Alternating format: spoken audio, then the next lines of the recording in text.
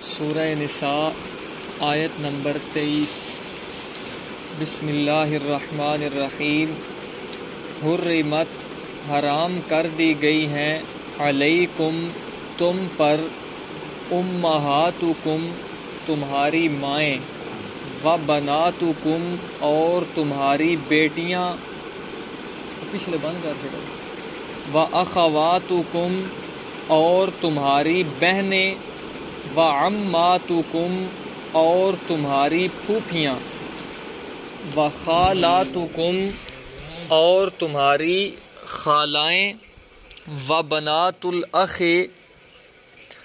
اور تمہارے بھائی کی بیٹیاں، و بنات الاخت اور تمہاری بہن کی بیٹیاں، و امہاتکم اور تمہاری وہ مائیں، اللاتی ارضعنکم جنہوں نے تمہیں دودھ پلایا، و اخواتکم اور تمہارے بہنیں، من الرضاعۃ رضائی، و امہات نسائکم اور تمہاری بیویوں کی مائیں، و ربائبکم اللاتی اور تمہاری وہ بیٹیاں، فی حجورکم جو تمہاری پرورش میں ہیں، من نسائکم تمہاری عورتوں سے، اللاتی وہ عورتیں، دخلتم بہن جن کے ساتھ تم نے حقوق زوجیت ادا کیے، دخلتم بہن دخول کیا تم نے ان کے ساتھ،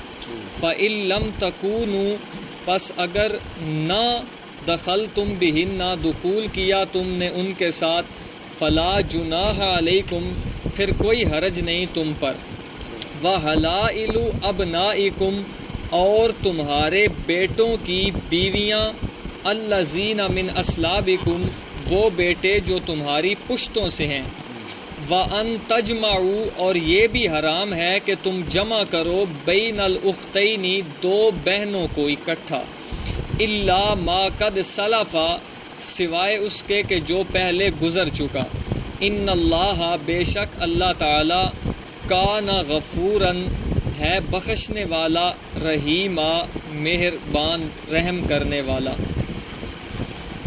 حرمت علیکم امہاتکم یہاں سے ان عورتوں کا بیان ہے جو آدمی کے لیے حرام ہیں، جن کے ساتھ نکاح نہیں ہو سکتا۔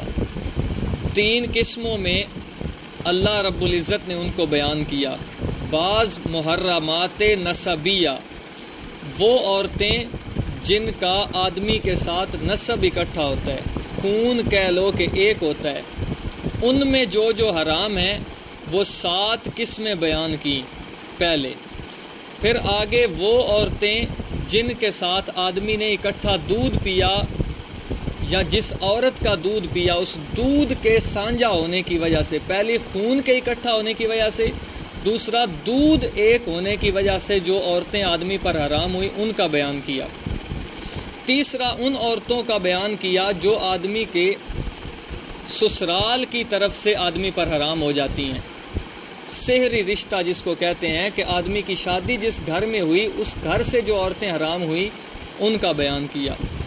حرمت علیکم امہاتکم یہاں سے پہلی قسم کی، یعنی وہ جو نسب جن کے ساتھ خون ایک ہے بندے کا، جو وہاں سے عورتیں حرام ہیں اس کا بیان آ رہا ہے۔ حرمت علیکم امہاتکم تم پر تمہاری مائیں حرام ہیں۔ ماں کا لفظ آپ کو کل بھی بتایا، جس طرح باپ کا لفظ دادا نانا کو شامل ہے، اسی طرح ماں کا لفظ ماں کو بھی شامل ہے، دادی کو بھی شامل ہے، نانی کو بھی شامل ہے، اسی طرح نانی کی آگے نانی اوپر جتنا چلتا جائے، اسی طرح دادی، پردادی، لکڑ دادی، اس طرح اوپر جتنا چلا جائے گا سب حرام ہے۔ دوسری اصولی اور بنیادی بات یہ سمجھو کہ عام طور پر مرد اور عورت کا آپس میں، بہن بھائی کا، پھوپھی بھتیجے کا رشتہ 3 طریقوں سے ہو سکتا ہے۔ بہن بھائی یا تو ان دونوں کا باپ اور ماں اکٹھے ہوں، ایک ہی ماں ایک ہی باپ سے ہوں۔ دوسری جس کو آپ کہتے ہو حقیقی بہن بھائی، دوسرا آپ کہتے ہو مترے، سوتیلے، باپ ایک ہے ماں الگ الگ ہے۔ تیسری صورت کہ ماں ایک ہو باپ الگ الگ ہوں.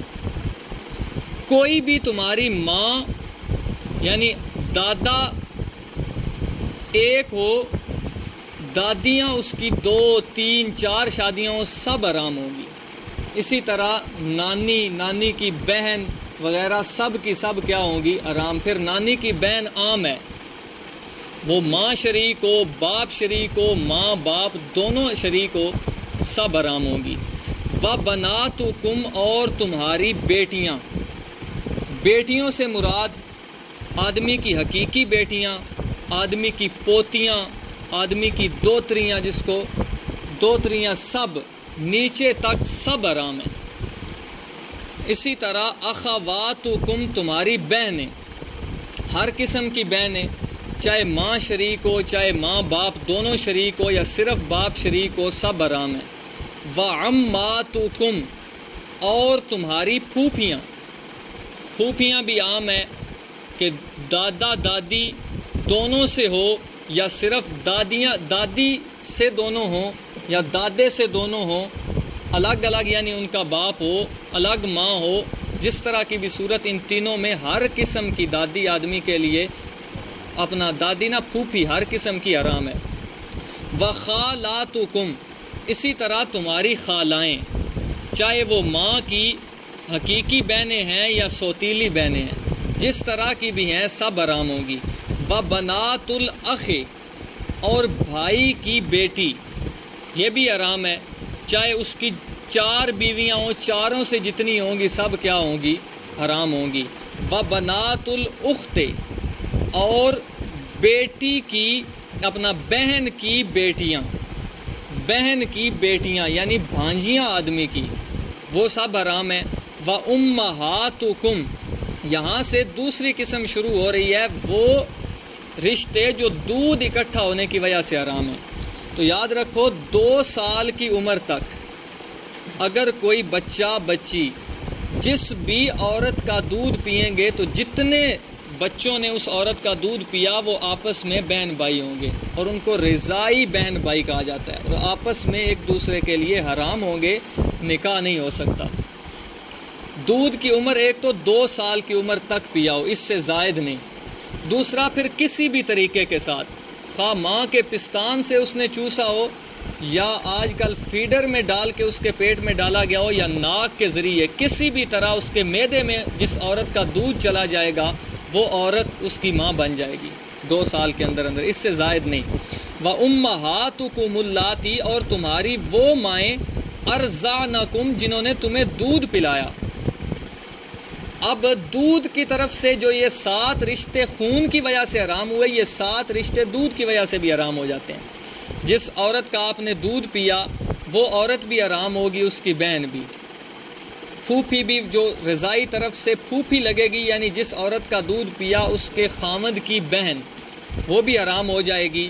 اور اسی طرح اس کی خالہ کی بیٹی وغیرہ، بنات الاخ اس کے بھائی کی بیٹی، اس کی بہن کی بیٹی اس عورت کی، یہ بھی سب 7 کے 7 رشتے دودھ کی طرف سے بھی حرام ہوں گے.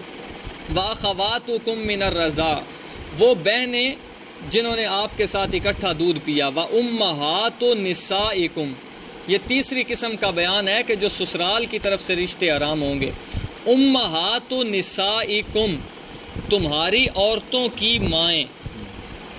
اب یہ عام ہے، چاہے عورت کی سیدھی ماں یعنی جو اس کے آپ کی ساس ہے، ساس یا ساس کی ماں، اس کی ماں، جتنی بھی زندہ ہوں سب کیا ہوں گی؟ آدمی کے لیے حرام ہوں گی. وَرَبَائِبُكُمُ اللَّاتِي فِي حُجُورِكُمْ ربیبہ کسے کہتے ہیں؟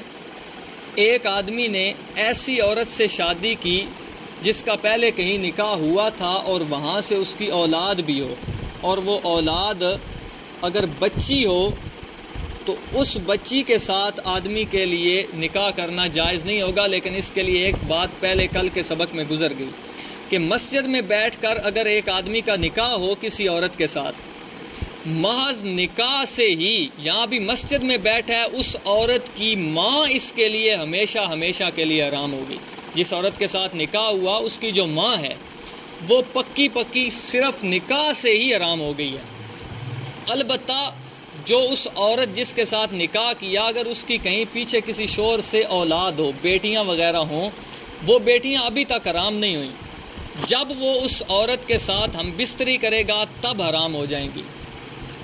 ہم بستری سے پہلے اگر مسجد میں نکاح ہوا، یہیں طلاق دے دی، یا بعد میں ہم بستری سے پہلے طلاق دے دی، تو اس جس عورت کے ساتھ نکاح ہوا تھا اس کی ماں تو حرام رہے گی، لیکن آگے اس کی جو بیٹیاں ہیں وہ ابھی حرام نہیں ہوں گی، ان کے ساتھ نکاح کیا جا سکتا ہے اس عورت کی عدت گزرنے کے بعد۔ ایسی عورت سے آپ نے نکاح کیا جس کی پہلے کوئی بیٹی تھی، تو وہ جو اس عورت کی پہلی بیٹی ہے کسی اور خاوند سے، وہ آدمی کے لیے ربیبہ کہلاتی ہے۔ ربیبہ، اللہ کہتے ہیں ربائبکم اللاتی، ربیبہ بھی حرام ہے آدمی کے لیے، وہ ربیبہ بھی حرام ہے۔